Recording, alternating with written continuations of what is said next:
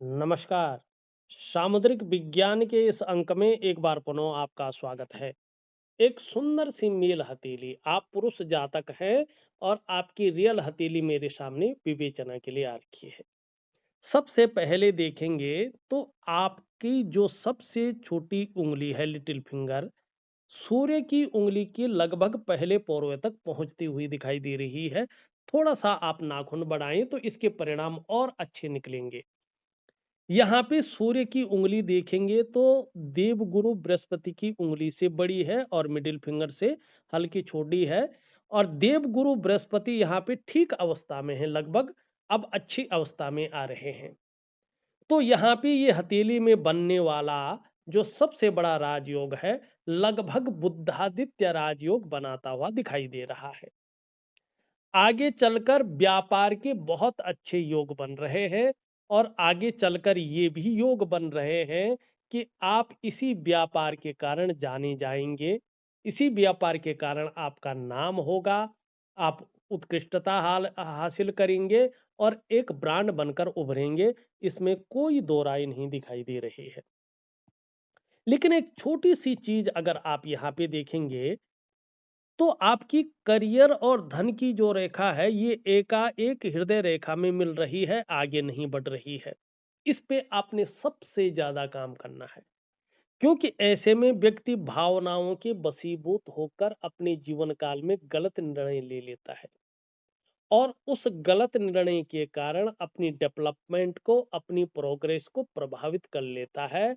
और फिर उस डेवलपमेंट को पाना, उस प्रोग्रेस को पाना मुश्किल हो जाता है, अपनी पैर पे खुद कुल्हाड़ी मार लेता है। तो आपको सबसे पहले क्या करना है, मैं एक दिव्य सूर्य क्रिया, एक दिव्य योग ध्यान क्रिया प्रॉपर तरीके से आपको दे रहा हूं। ठीक उसी प्रकार से करना है और एक रात्रि के समय की साधना दे रहा हूं। ये साधना आपके लिए बहुत जरूरी है, क्योंकि आपकी करियर और धन की रेखा में बदलाव करना बहुत जरूरी है। अन्यथा जो है, आपकी ग्रोथ रुक जाएगी।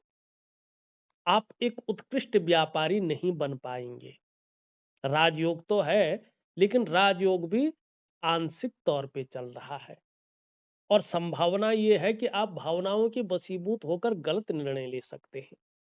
तो इन सब चीजों को ठीक करने के लिए योग जरूर करना है। दिव्य योग ध्यान क्रिया बहुत अच्छी क्रिया है और दिव्य सूर्य क्रिया और साधना महालक्ष्मी की साधना है और 3 महीने की लगभग साधना है, आपको जरूर करनी है। आपको बहुत अच्छा लाभ होगा। ठीक है ना। और याद रखें, जन्म स्थान से दूर आपकी उन्नति है। जन्म स्थान में रहकर बहुत अच्छी उन्नति नहीं है, एक साधारण व्यक्ति बन के रह जाएंगे। जन्म स्थान से दूर उन्नति है, लेकिन यात्राओं का भी आपको बहुत अच्छा लाभ मिलने वाला है। छोटी मोटी बड़ी यात्राएं जो भी है, जिससे मन प्रसन्न रहेगा और जीवन में खुशनुमा माहौल बना रहेगा। ऊर्जा बहुत अच्छी आगे चलकर ये रेखा दे रही है। और जैसे जैसे आपकी उम्र बढ़ेगी, आप धार्मिक और आध्यात्मिक प्रवृत्ति के इंसान भी बनने वाले हैं। यहाँ पे बहुत बड़ा ज्वाइंट है और मस्तिष्क रेखा यहाँ से निकलती हुई दिखाई दे रही है। थोड़ा सा जो है, दूसरों की बातों में बहुत ज्यादा आ सकते हैं और दूसरों के दिमाग से लिया गया जो निर्णय है, वो आपको बहुत पसंद आ सकता है। आप उसके उसमें काम कर सकते हैं। आपको अपनी खुद की स्वतंत्र विचारधारा को ज्यादा डेवलप करना है, इस बात का आपने ध्यान रखना है। और कैसे होगी? दिव्य योग ध्यान क्रिया से। वैसे मस्तिष्क रेखा आपकी बहुत अच्छी है, तो पराक्रम बहुत अच्छा रहेगा और एनर्जेटिक स्वभाव बना रहेगा। यहाँ पे देखेंगे तो ये मिडिल फिंगर है और इसके नीचे का हिस्सा ये जो है, भाग्य स्थान है। आपकी हृदय रेखा यहीं पे आके रुक रही है, बहुत शानदार अवस्था में। तो शनि के कारण थोड़ा जो है, भाग्य स्थान है, शनि है, कर्म स्थान है ये। और यहाँ पे क्रूर ग्रह बैठते हैं, लेकिन न्याय के देवता है। तो इसके कारण अपनी सिद्ध, जो अपना हित है ना, उसको सिद्ध करने के लिए जो है, स्वार्थ की भावना ज्यादा आपके अंदर ये दे सकती है, आपको थोड़ा स्वार्थी इंसान बना सकती है। मानी स्वार्थ की भावना ज्यादा दे सकता है। लेकिन सफल होंगे, सफलताओं में कहीं कोई कमी नहीं रहने वाली है।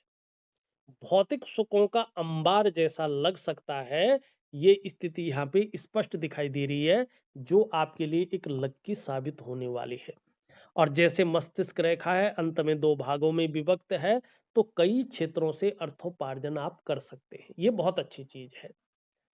अब आपने लिखा है पहला सवाल, माँ पिताजी हमारे पास कब आएंगे और उनकी प्रॉपर्टी कब मिलेगी। यहाँ पे देवगुरु बृहस्पति अगर हम देखें तो क्रूर ग्रह शनि की तरफ दृष्टि गोचर कर रहा है। क्रूर ग्रह अभी जो है यहाँ पे 18 महीने तक यहाँ पे बहुत बली हो रहा है, और देवगुरु बृहस्पति भी 18 महीने तक सीधा दृष्टि डाल रहे हैं, और यहाँ पे शुक्र अति बली अवस्था में आ रहा है। तो इसके कारण जो है, जो संभावनाएं बन रही हैं वो 18 महीने के बाद ही बन रही हैं। तो 18 महीने के बाद जो है कहीं न कहीं संभावनाएं बहुत अच्छी बन रही हैं, और प्रॉपर्टी का लाभ होगा ही होगा, क्योंकि यहाँ पे धीरे-धीरे जो है एक पत्ती या मछली का चिन्ह बन रहा है, जो जो है पैतृक संपत्ति को दिलाता है। तो ये दोनों चीजें आपको मिलेंगी, थोड़ा-सा समय का आपको इंतजार करना होगा।